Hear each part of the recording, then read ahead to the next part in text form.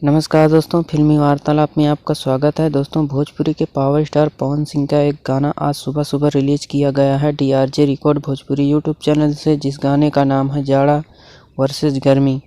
दोस्तों, ये गाना रिलीज होते ही अपना तांडव मचाना शुरू कर दिया, हर तरफ बवाल मचा रहा है। गाना भोजपुरी दर्शकों को बहुत ज़्यादा पसंद आ रहा है। दोस्तों, ये गाना 2 घंटे में 74,000 व्यूज और 47,000 लाइक्स और 13,000 कमेंट्स मिल चुके हैं इस गाने को। दोस्तों, ये गाना बहुत लाजवाब है, बहुत शानदार है।